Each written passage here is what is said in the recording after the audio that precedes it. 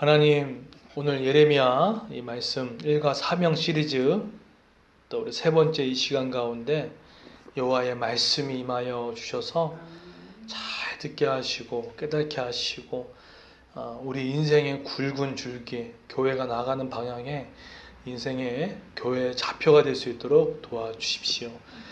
예수님의 이름으로 기도드렸습니다. 아멘. 예레미야가 살았던 이 시대는 사회적으로, 경제적으로, 영적으로 상당히 심각한 시대였습니다. 특별히 하나님을 믿는 유다, 그러니까 이스라엘이죠. 사람들이 하나님을 버리지는 않았어요. 다만 하나님보다 더 의지하는 것들이 있었죠. 대표적으로 얘기한다고 하면 그것이 우상 숭배였고요. 또 한 가지는 친애국 정책, 그러니까 다른 나라를 더 의지하는 것. 그러니까 요즘 말로 하면 더 하나님보다 더 돈을 의지하고 더 사람을 의지하고 저 사람이 나에게 도움을 줄 거야 라고 하는 것처럼 그 유다 사람들도 그랬다는 것입니다. 결국 이런 것들이 참 어려움을 초래하게 되었고 유다가 망해지게 되는 중요한 그런 문제의 근원이 됐던 거죠. 그래서 하나님은 이 예레미야를 통해서 단순히 심판의 목적이 아닙니다. 이 예레미야 말씀을 통하여서 심판은 반드시 합니다. 그건 징계죠. 하고 나서 그러나 다시 구원하기 위해서, 다시 회복하기 위해서 쓰신 말씀이 바로 예레미야 말씀인 겁니다. 그러니까 이거는 결국 무서워하는 말씀이 아니라 하나님의 마음이 절절히 담겨져 있는 말씀이다 라는 생각을 하면 될 것 같습니다. 근데 오늘 이제 2장을 읽었는데 1절부터 3절까지는 여호와를 사랑했던 그 이스라엘의 과거를 말하는 내용으로 나오고요. 4절부터 8절까지는 그런데 이 여호와를 사랑했던 이스라엘이 하나님을 버린 일로서 두 가지로 이렇게 말씀이 구성되어져 있습니다. 오늘 보십시오. 1절과 2절 보게 되면 하나님이 회상을 해요. 야, 그때 참 좋았지. 나는 회상을 하는데 어떤 회상을 하냐면 2장 2절에 보시면 이렇게 합니다. 가서 예루살렘의 기회에 외칠지니라. 여호와께서 이와 같이 말씀하시기를 내가 너를 위하여 내 청년의 때 인애와 내 신혼 때의 사랑을 기억하노니 곧 씨 뿌리지 못하는 땅 그 광야에서 나를 따랐습니다. 지금은 이거는 그 하나님께서 옛날 과거를 회상하는 스토리입니다. 그러니까 그때 쉽게 얘기하면 이거죠. 야, 그때 봐라. 너희들 나를 얼마나 사랑했냐면 이렇게 사랑했다는 거예요. 그때가 어땠냐면 청년의 때의 인애와 같고 또 신혼 때의 사랑을 기억한다. 그러니까 지금 하나님과 이스라엘 백성들을 그때 하나님이 기억하면서 야, 그때 우리 얼마나 좋았냐. 알콩달콩하고 좀 친밀하고 너희들 나를 너무 사랑하고 나도 너희를 사랑하고 그때 그 시기를 하나님이 기억하고 회상하고 있는 거예요. 그런데 보세요. 그때는 곧 뭐라고 언제 그런 때죠? 씨 뿌리지 못하는 땅. 그러니까 농사를 짓고 살아가야 그 땅에 그렇게 하지 못하는 그 땅이 있음에도 불구하고 어떻게 하죠? 그 광야에서 나를 따랐다라고 하는 거예요. 그러니까 쉽게 얘기하면 이겁니다. 그 씨 뿌리지 못한 땅에서 그렇게 힘든 시간에도 힘든 세월 가운데도 너희들 그때 나를 따르지 않았냐? 그렇게 어려웠을 때 돈이 없고 아무것도 없었을 때도 나를 그렇게 따르고 기도하고 예배했던 너희들이 아니 이제는 먹고 살만하니까 이제는 나를 언제든지 버려버리는 조강지체를 버린 것처럼 그렇게 하지 않았느냐라고 하면서 지금 하나님이 안타까워하는 거예요. 마치 젊었을 때 나를 도와줬던 사람들이 내가 배불렀을 때는 진짜 내치고 버리고 했던 경우들이 얼마나 많이 있습니까? 그런데 오늘 너희들이 좀 그랬다는 거예요. 그러니까 하나님이 완전히 버림받은 것과 다를 밖에 없는 거죠. 이런 말씀을 보게 되면 혹시 우리의 신앙이 이러지 않았나라는 생각이 듭니다. 신앙 초창기 때는 또는 지금 내가 막 어려웠을 때는 막 하나님께 간절히 부르짖고 뭐 하나님께 막 드리기도 하고 하나님 정말 하나님을 위해서 열심히 살겠습니다라고 막 했다가 이상하게 조금만 기도에 응답이 되어지고 물질이 좀 풍부해지고 조금만 평안해지면은 어느 순간에 그냥 그게 그렇게 게을러지는 거예요. 근데 이 게을러질 때 하나님을 또 버리는 것도 아니에요. 자기만의 진리로, 자기만의 생각으로, 자기만의 경험으로 하나님의 말씀을 왜곡하고 또 함부로 여겨서 자신의 어떤 주관대로 신앙생활을 할 때, 이때가 바로 신혼여행을 버려버리고 다시 자신의 원하는 대로 살아가는 것과 너무 다를 게 없다라는 이야기들을 하고 있습니다. 신앙의 위기는 찬송이 사라집니다. 그럼 언제 느낄 수 있냐면요, 신앙의 위기가 생기되면요 찬송을 우습게 여겨요. 신앙의 위기가 왔을 때는요 막 기도가 우습게 여길 때가 있습니다. 그냥 막 마치 뭐죠, 패스트푸드 먹는 것처럼 빨리 먹고 빨리 헤쳐버리고, 왜냐하면 안 하면 또 마음이 뭐가 걸리니까 이건 하긴 해야 돼요. 뭔가 일을 치러야 돼요. 그렇게 지금 하고 있는 시기가 가장 위험한 시기고 정말 결정적으로 지금 심각한 질병의 수준에 놓여 있다고 봐도 틀리지 않습니다. 어제 수요 예배 때도 말씀드렸지만 우리의 모든 불안과 염려의 초전은 우리 인생에 하나님을 계산해 두지 않을 때 오는 태도라고 말씀을 드렸습니다.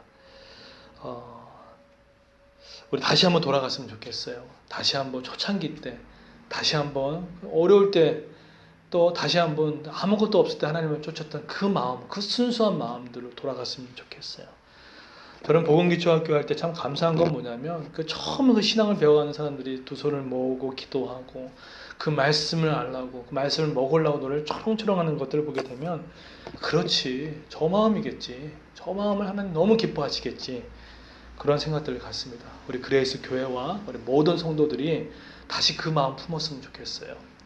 그 마음이 너무나 중요합니다. 순수한 마음들, 그 마음이 있기를 예수님으로 축원드리겠습니다. 자, 그런데 오늘 보십시오.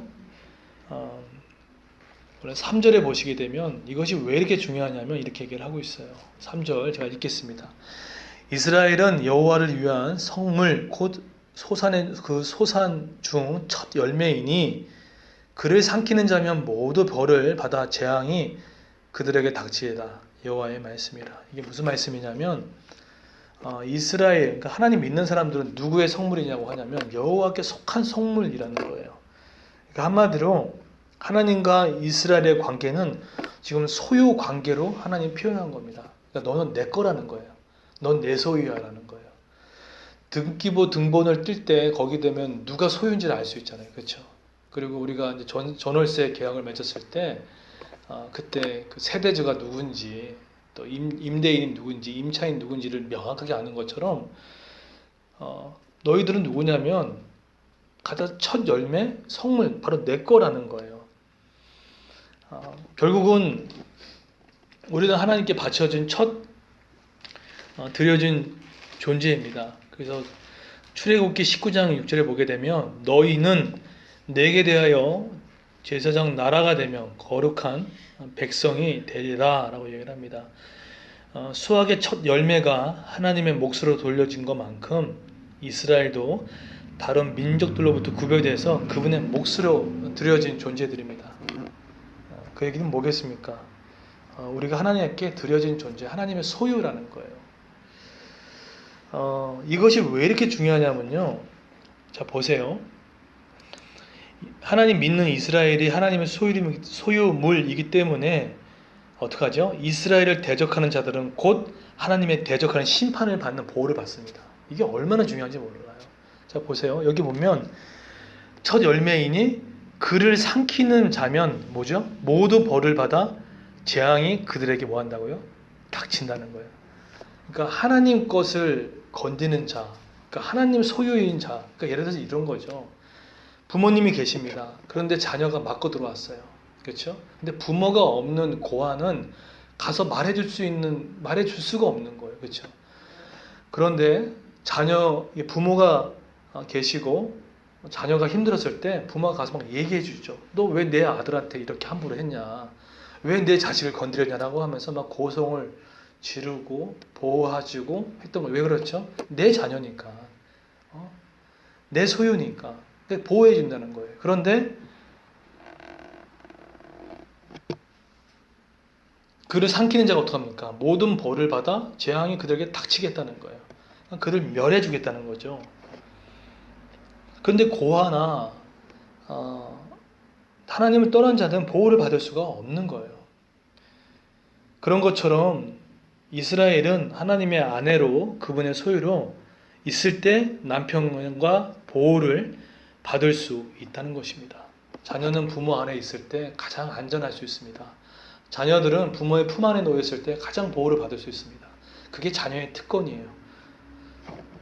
그런데 그분의 소유권을 인정하지 않고 그것을 떠났을 때 그분의 보호는 중단됩니다.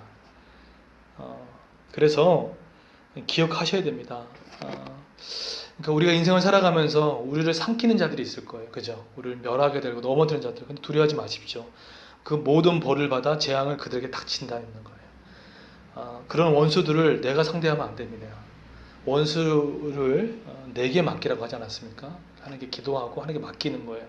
그러면 하나님께서 우리 아버지시기 때문에 그들을 멸해주고 그 모든 환난을 하나님께서 이렇게 재앙을 그들한테 준다는 것이겠죠. 그게 얼마나 자녀의 특권인지 몰라요. 그런데 언제 이런 보호를 받습니까?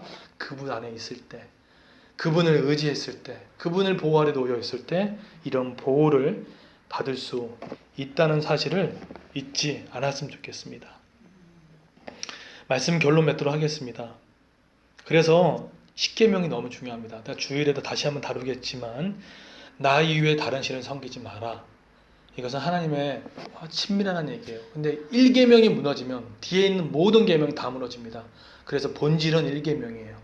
나 이외에 다른 신을 더 의지하게 되면 나머지 1계명부터 10계명이 다 무너집니다. 따라서 하나님과 더 돈독하십시오. 예배가 무너졌으면 다시 한번 예배 나오시고 기도에 힘쓰시고 다시 한번 말씀으로 돌아가는 가을이 되기를 소망합니다. 편하게 하지 마십시오. 신앙만큼은 하나님 앞에 정말로 좋아서 하는 것도 있지만 때로는 억지로라도 하나님 앞에 붙들마 되는 것이 있을 때 를 회복시켜 줄 줄 믿습니다. 은혜가 있기를 예수님으로 축원드리겠습니다.